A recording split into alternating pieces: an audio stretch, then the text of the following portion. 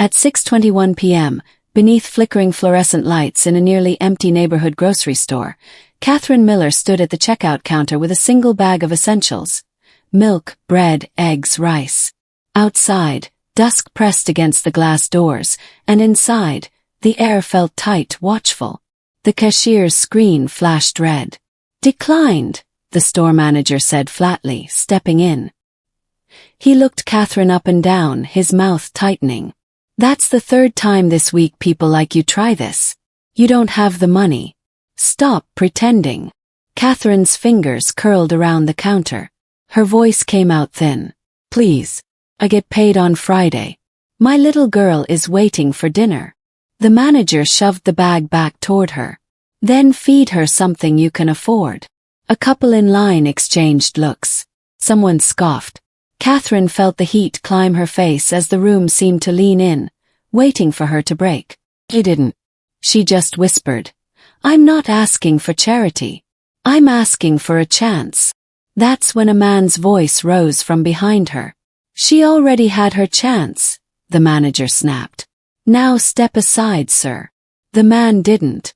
If you want to know why he stayed, what he said next, and how this moment detonated her entire life, subscribe now to Canada's Heartfelt Tales. Because the next 10 seconds changed everything. The stranger didn't move when the manager stepped toward him. The grocery store's hum softened, as if the freezers themselves were waiting to hear what came next. Catherine remained still, her hands pressed against the counter, trying to steady the tremor running through her arms. The stranger's eyes held the kind of calm that made people second-guess their confidence, and for a moment even the manager hesitated. Then his voice sharpened again. "Sir, unless you're planning to cause trouble, step aside." The stranger didn't blink. "I'm not here to cause trouble. I'm here to stop you from humiliating her." A few carts rolled to a stop. A teenage boy lowered his phone, suddenly more interested in the scene than the recording. Catherine tried to speak, but the words caught in her throat. The stranger finally turned to her with a gentleness she hadn't seen directed at her in months. "Ma'am," he said, "please step back from the counter. You don't deserve this." The manager scoffed. "Oh, I see how it is. Another hero. Let me guess. You think buying her groceries makes you a saint?" "It makes me a human," the stranger replied, voice steady. The manager leaned forward. "People like her try this all the time. They come in here expecting special treatment."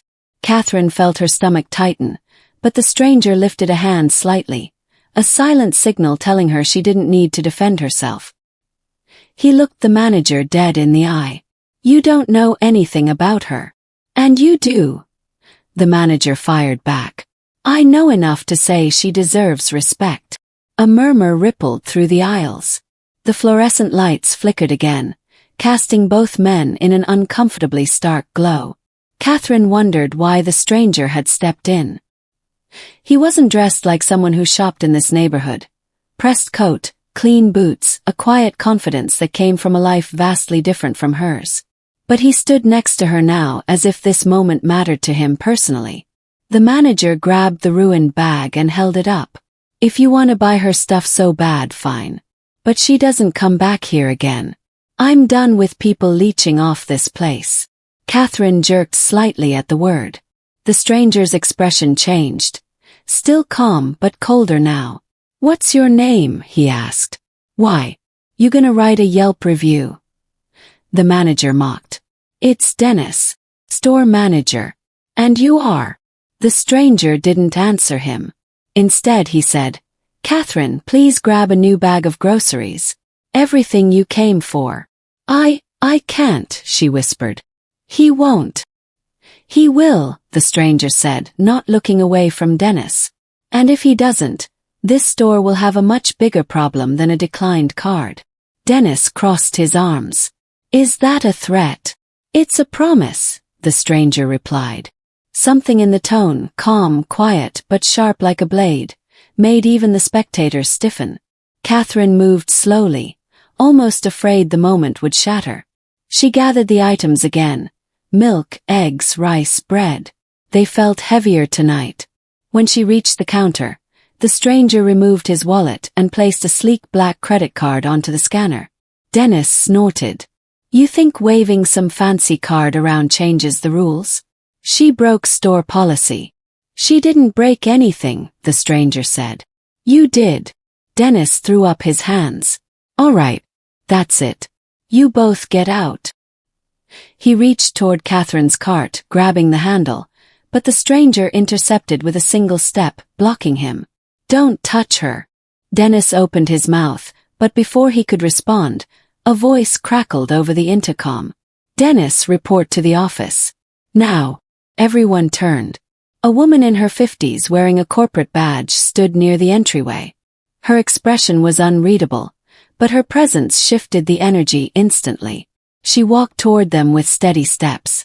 Is there a problem here? She asked. Dennis straightened. No problem. Just another customer trying to get away with. I've been watching the cameras for the last 3 minutes, she cut in. And I think we do have a problem.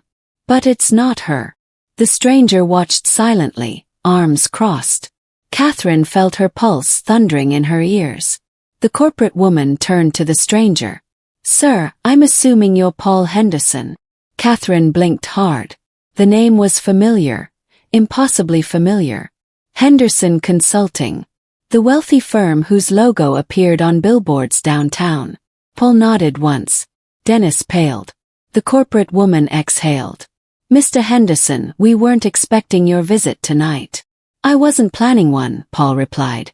But I decided to stop by after seeing your store rank lowest in customer treatment scores.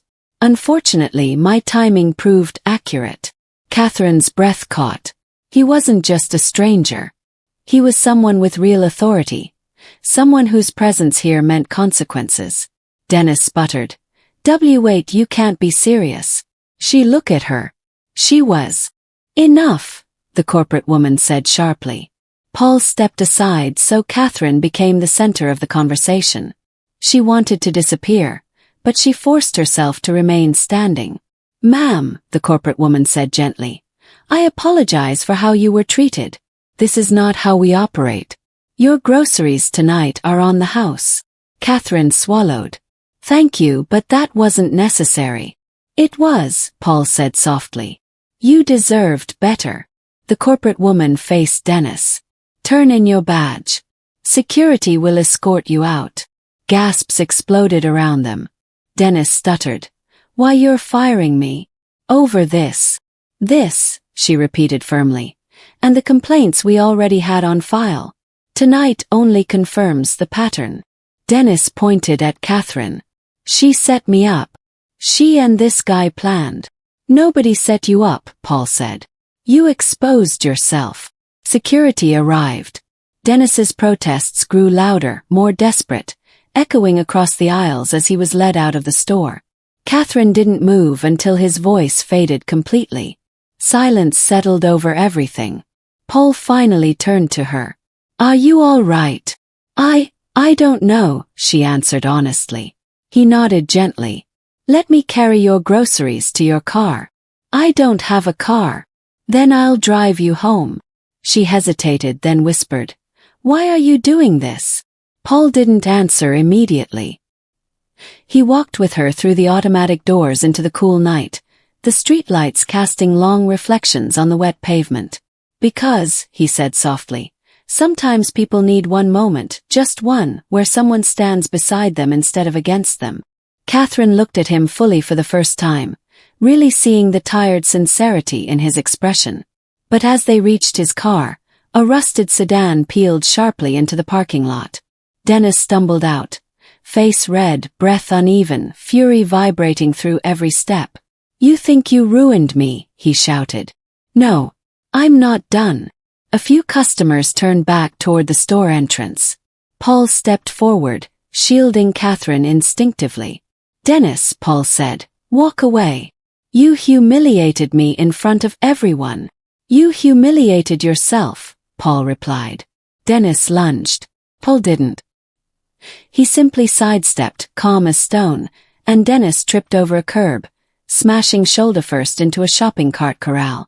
A cry of pain split the air. The commotion drew security. Two officers who had just arrived because the corporate woman requested backup. Dennis clutched his wrist, yelling nonsense as they restrained him.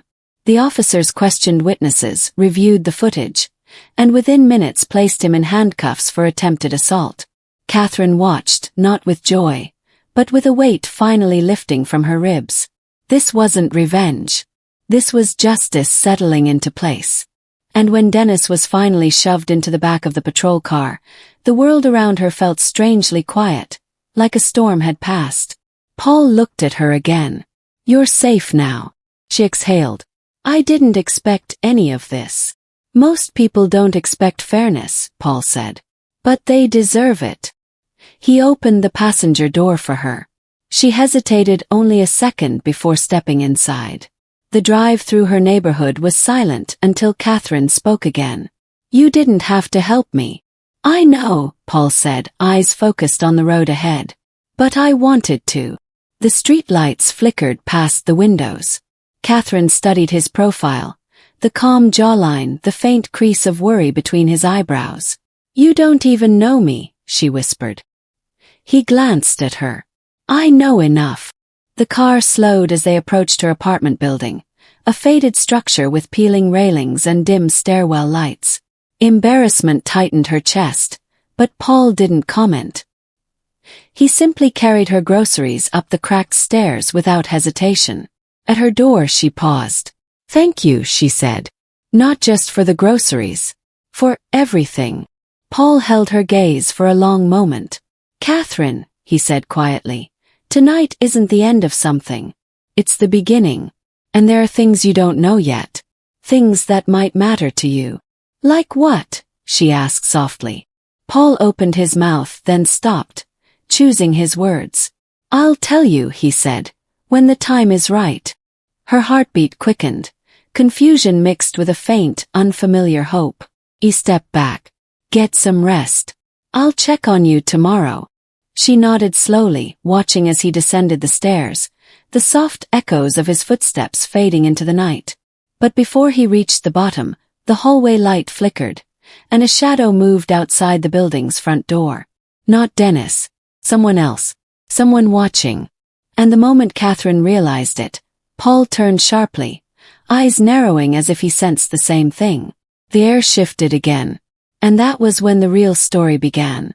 When the police car finally pulled away from her building, its red tail lights fading into the quiet street, Catherine stood beneath the weak hallway bulb and felt something she hadn't felt in a long time. Steadiness. Not because someone had saved her, but because she had witnessed the moment truth refused to stay silent. She watched Paul pause at the bottom of the stairs, scanning the darkness with the instinct of a man who knew the world didn't always play fair, then looked back up at her with a small nod that said, "You're not alone in this anymore." Later that night, after she tucked her daughter into bed, she sat beside the window and let the cool air fill the room. Everything had changed so quickly. Humiliation, confrontation, justice, and then an unexpected sense of direction. For years she carried the weight of waiting for someone to believe her worth. Tonight, she realized she didn't need permission to rise. She only needed one moment where the truth stood beside her long enough for her to see herself clearly again. Down on the street, a single street lamp flickered, casting a steady circle of light, the first bright spot in a place that had offered her very little. Catherine watched it glow, feeling her resolve settle like a promise. Tomorrow would not look like yesterday. If Catherine's journey moved you, tap like, share this story, and subscribe to Canada's Heartfelt Tales so we can keep bringing you moments of courage, justice, and hope. Stories that remind us that even on the hardest days, light always finds a way back in.